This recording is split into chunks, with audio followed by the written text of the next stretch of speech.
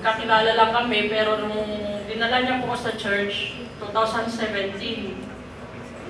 Noong 2017 po yun, naging player po ako ng basketball sa Hamra. And then, sabi sa akin ate, sama daw ako sa church. Tapos, nung pumunta po ako, sumama po ako sa kanya, hindi ko po alam na ipapakilala po ako sa kapatiran po na pupunta sa harapan. Noon po, sabi ko, yung pinakilala ko na pangalan ko, Sian. Kasi ayaw ko yung pangalan ko noon na Lovely. So, 2017 hanggang po sa nag-pandemic po, yung pandemic, nagkaroon po ng online Bible study. So, doon po, nagkaroon po ng online Bible study po. Yung mga naririnig ko po sa doon po ako natuto na magbasa ng Bible po. So, sabi nun nila, bakit di po ako sumasagot pag tinatanong nila ako, di po nila alam na yung mga natututunan po namin sa Bible study po, tinatamaan po ako. Grabe po yung pagsisisi ko. Dami po akong sasabi ko sa sarili ko, dami ko po mga ginawa pala na hindi tama. Nakala ko po noon, tama. Kasi sabi ni ate sa akin noon, sabi na every na tumatawag po kami ni ate, sabi niya sa akin, sabi niya, love, sabi niya, magpakababae ka na. Sabi niya sa akin. Pero sabi ko, ate, sabi ko, okay lang naman na ganito ako. Hanggat wala akong ginagawang mali. Pero akala ko noon tama. Akala ko okay na. Okay na yung maging ganun. Yung magiging tomboy na lang. Hindi makikipagrelasyon. Pero mali po pala. Hindi po pala tama. Kailangan mong sundin ang sinasabi ng Diyos.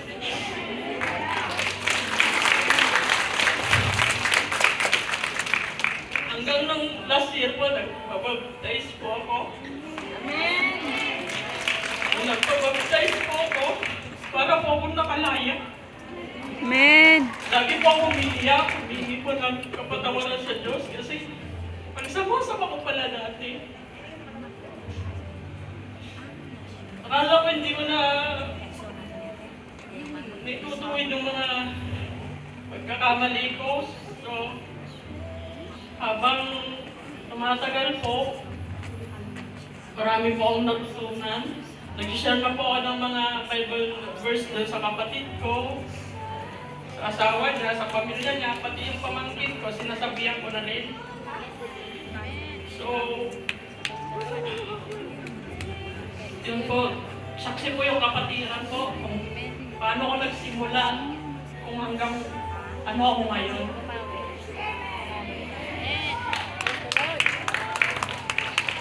So, yun lang po. May babasahin lang po na verse. Sabi sa Luke chapter 15, verse 32, sabi niya, "But we had to celebrate and be glad, because this brother of yours was dead, and is alive again. He was lost, is found." Amen! To God be all the glory po.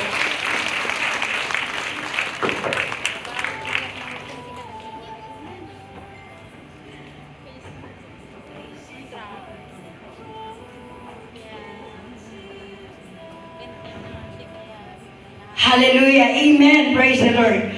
Truly, totoo ang sinabi ng Panginoon na if any man be in Christ, you are a new creation. Amen! Kaya malaking pasalamat natin sa Diyos ang isang nagpakatotoo sa kanyang buhay because God is alive!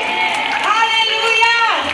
Praise God! Panalangin natin ang ating kapatid na sa inyong lahat ay siya po'y nagbigay ng patotoo sa kanyang buhay. Nakita naman ninyo siya kung ano ang buhay niya dati. But now, we are a new creation with God. Amen? Hallelujah. Thank you, Jesus. Father God in heaven, we love you, Lord. We praise you and we glorify your name, O God. Thank you, Lord, for your presence, for your love. And salamat, Panginoon, sa iyong mga salita na kanyang natutunan, Panginoon, na siya po'y nagpakatotoo. Dahil wala kang ibang nilikha sa mundong ito, Lord, kundi babae at lalaki. Kaya, Ama, maraming salamat sa pagbabago niya, Panginoon. Salamat sa pagkapili, pagkatawag mo sa kanya, Panginoon, at nakilala kanyang lubusan, O God. Tunay nga ang Diyos ay napakabuti sa ating mga buhay. Salamat, Lord, in Jesus' name, and cover this precious blood. In Jesus' name, Amen. Amen. Palagpakan